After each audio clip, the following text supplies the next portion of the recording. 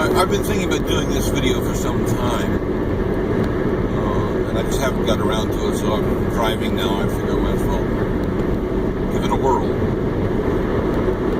When I was in grad school in philosophy in the 1980s, there was a philosopher by the name of Fred Dretsky who came out with a book called Knowledge in the Flow of Information.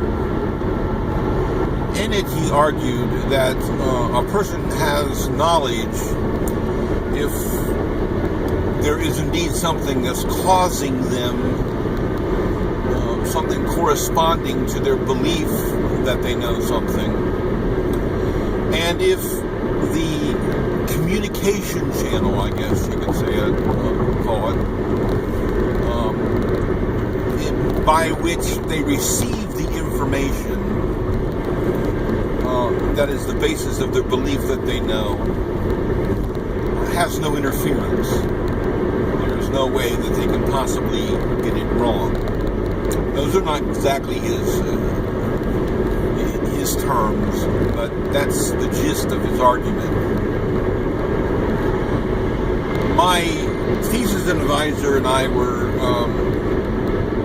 discussing this book, and I said there's a problem with it.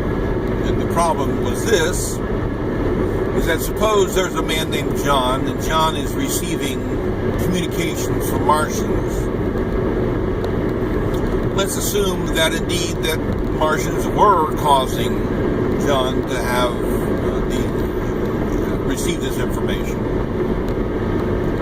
Let's also assume that John is peculiarly constituted that he is able to receive communications from Martians,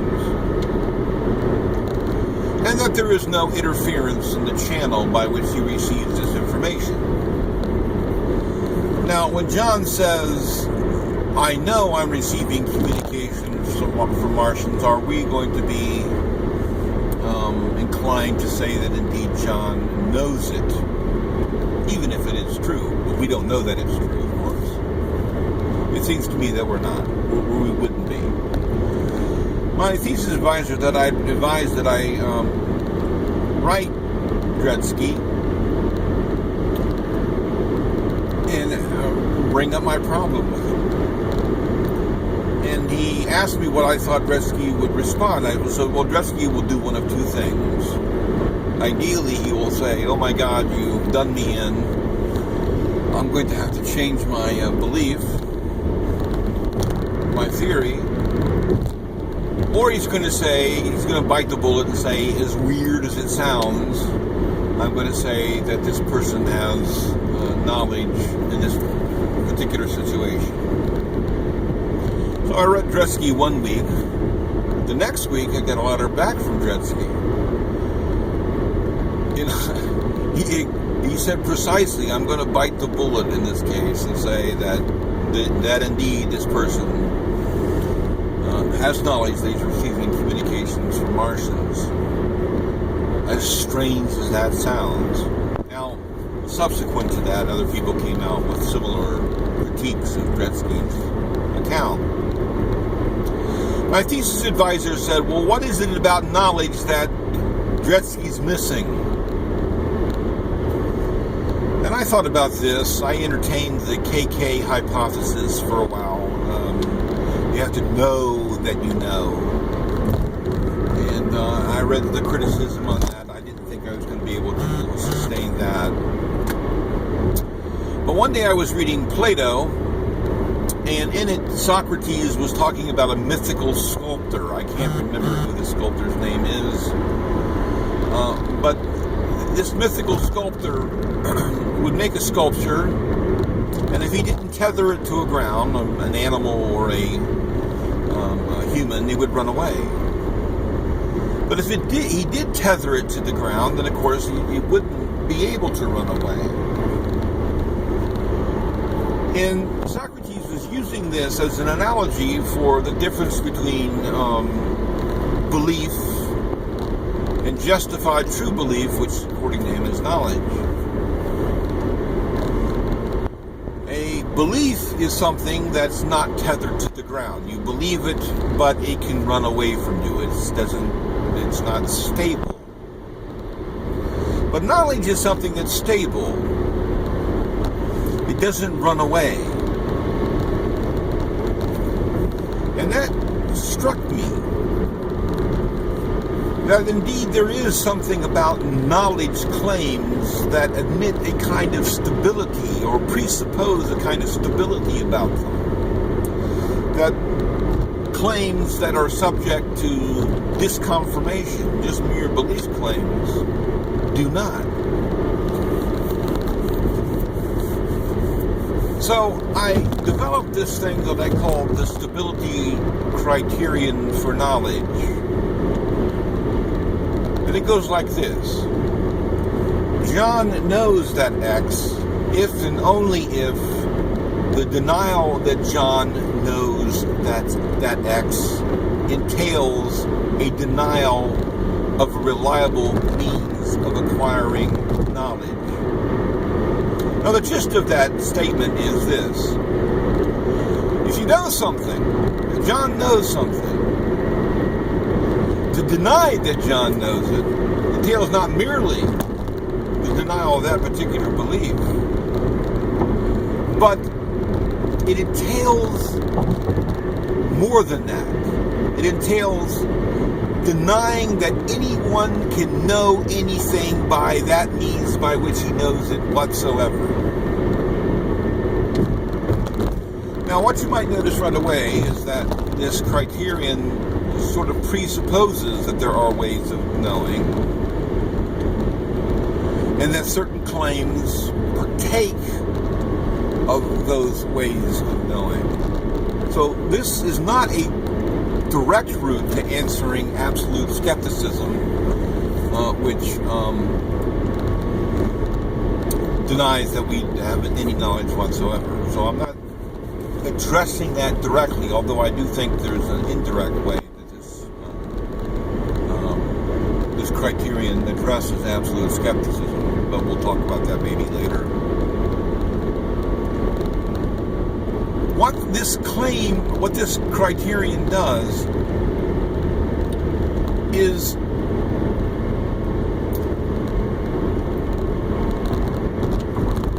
it, excuse me, I was noticing something there.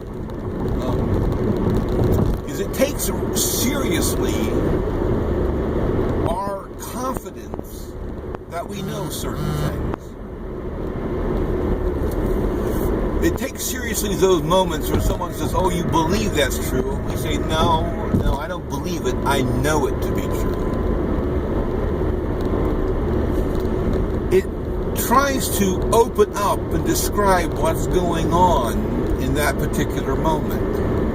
When we are certain of something, that we know it. And it tries to get at it. And to show what there is about those kinds of moments in which we claim to know. And why there's a kind of tenacity about it. Why we're not willing to just merely throw it off as mere belief.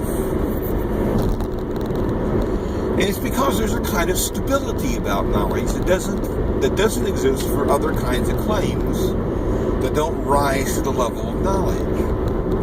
So here's the criterion again.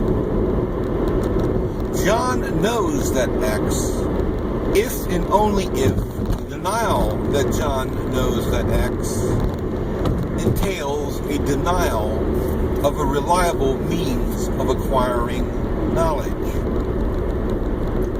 Now, let's give a couple examples. Suppose, for example, I were to say, I know that the key is on the table in the other room. Now, do I really know? Well, it could be that somebody went into the other room and removed it.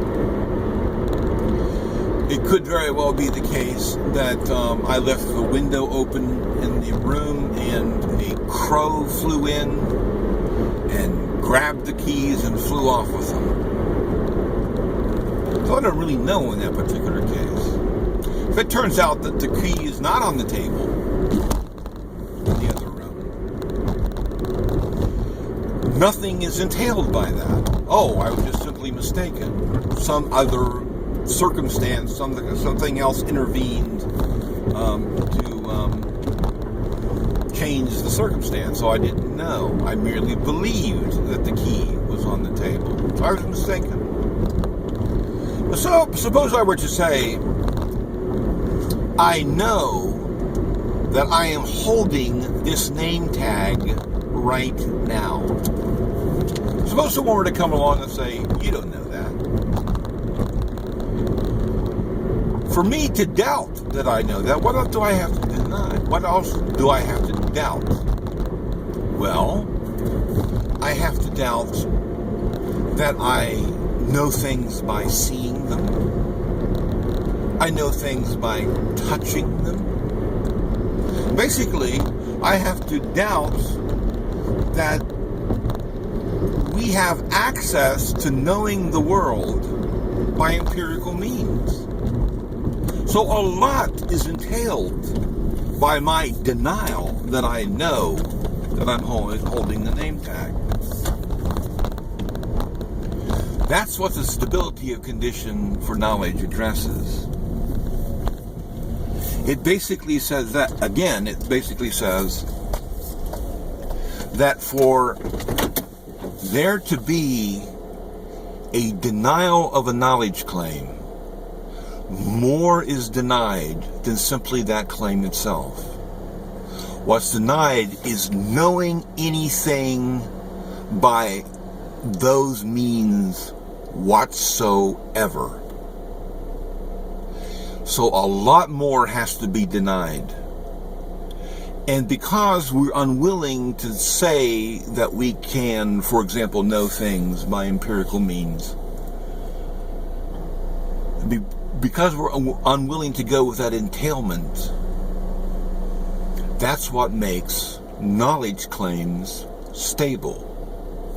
John knows that X, if and only if the denial that John knows that X entails a denial of a reliable means of acquiring knowledge.